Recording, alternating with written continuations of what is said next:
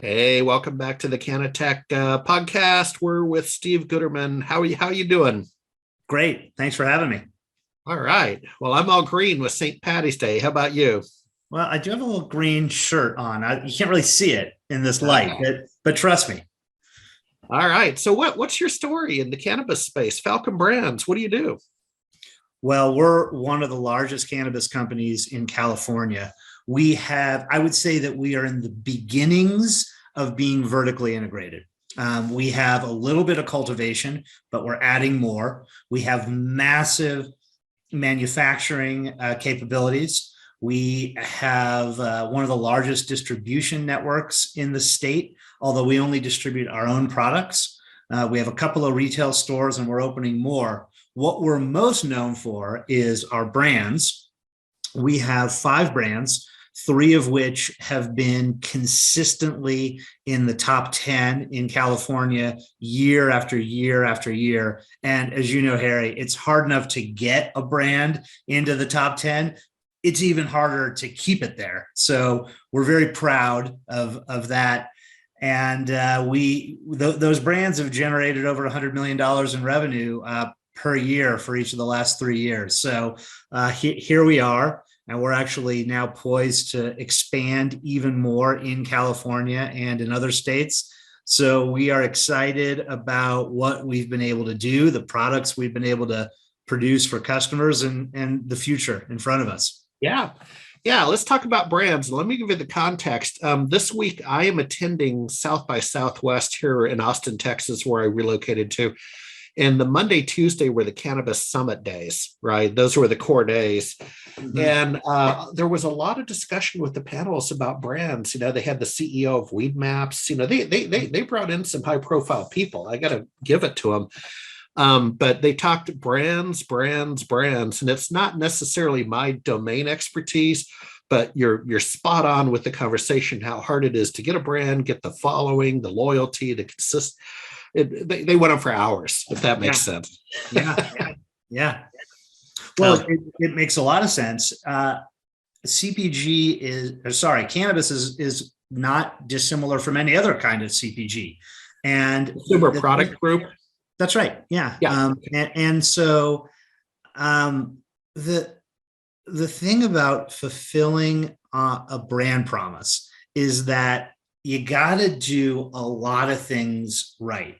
First, you got to make products that really resonate with customers, right? You got to develop them with a passion and authenticity and with people who really care about the product and love it and are passionate about it. So you need that. That's a baseline. And then on top of that, you have to do hundreds of small things really well. You need to be able to, if you say to a dispensary, you're going to arrive at 10 a.m. on a Thursday with a pallet of goods, you need to be there at 9:58 with a pallet of goods, or it doesn't really do much good that you've got a really cool logo. So we have been able to deliver on both parts of that because we've got a team, and this is pretty unique in the industry. We've got a team that blends some real OG street cred, people that have been in the industry for 10, 15, 20 years, long before it was legal, I have to say, right? And then we've also got people like me and I'm from financial services, and we have people from Ford and Pepsi and Nordstrom's and Kohl's. And so blending that street cred with that world-class professionalism allows us to create things that are authentic and actually get them to people on time and under budget. Yeah. So let's talk about technology. Any thoughts? You know, that's my domain expertise, right? Is CannaTech. How does technology help you? Let's make it a simple question. What are a couple of use cases of tech? Well, for us, technology is the backbone of everything we do. We've put over $20 million into our technology backbone over the past several years. And that's a real luxury that we have been able to afford that almost none of our competitors have. And it's one of the reasons that we're one of the winners in California. When I say it, that technology undergirds everything that we do. Let's talk about that maybe in two categories. First, we automate wherever we can in the manufacturing process. And so Sure. we have machines that are running machines. We automate places where other companies, smaller companies, don't even think about automating. For example, we have a really fancy automated stickering machine that cost us several $100,000 that allows us to sticker because you got to put the stickers on in every state that say exactly what the product is. And then there's a bunch of other things. And those regulations are always changing. So we can do just-in-time stickering where everybody else has to go through this really arduous, labor-intensive process. So category one, all of the processes that we can automate, we have automated. Category two is really thinking about an ERP, a system for the enterprise that ties all of our information together. What I would tell you is that there we looked at everything in the cannabis industry, all of the point of sale systems, all of the back end systems, and frankly, none of them were great. None of them were great. And let me interrupt you there. I was just on a call with a gentleman in the space who tracks KPIs, coming at it from a CFO kind of point of view. Yeah. Literally just on a call, and we both concluded no one's happy. Right. I mean, it's like, that old expression, in the land of the blind, the one-eyed man shall be king. That's the way that I feel about a lot of these point of sale systems, right? I mean, it's who can see the best in like a weird squinty way. But so we weren't satisfied with any of them. And so what we did actually is we took Salesforce.com and we modified it over the course of years. And we actually became a certified Salesforce developer. And we've worked with their team and our team, and we've created a bespoke system that integrates everything that we do, right? From cultivation to manufacturing to distribution, runs through accounting. I mean, it's really incredible. And so it gives us the kinds of data-rich insights that really, to be honest, very few people in this industry have. And that creates real advantage for us.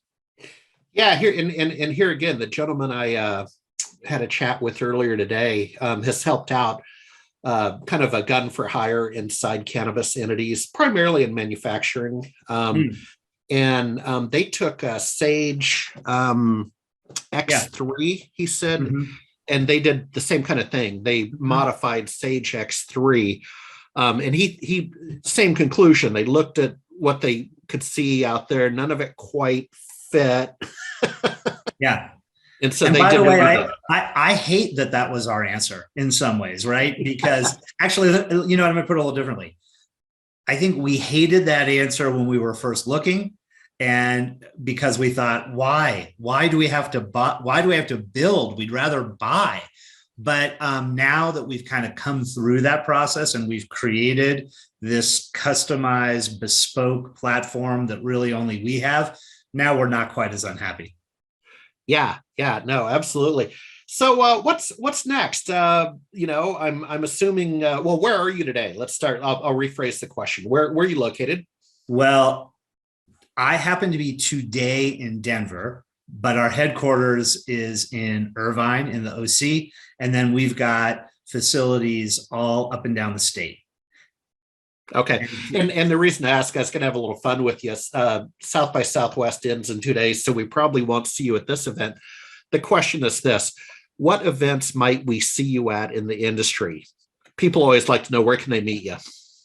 Well, we do more of the capital-oriented. There's really two kinds of things we do. We do more of the capital-oriented conferences. So earlier this week, I was at the Roth Capital Conference during South by Southwest. We made a decision there. We'll be at Benzinga in April, which is another one of the larger capital and investor-oriented conferences. So we do those. And Sure. then we also do industry events. Like we had a really large presence at Hall of Flowers, Oh, and okay. we'll do that again. I mean, we had a massive area, which was great. It was really a lot of fun. We had product samples, we had our salespeople and people who really love and understand our products. And so it was, as my kids would say, it was hype, Harry. It was hype. It Oh, was yeah. fire. Yeah. No, it's a lot of fun. Well, I'll tell you what, if you don't mind, maybe we can get you back in the fall, get you in a little rotation to check in with you on the industry and what you've seen the last 6 months. I'll have Jenny in the radio control room reach out to you, but be good to check in with you a couple times a year. Thank you. Oh, I'd love to. Yeah.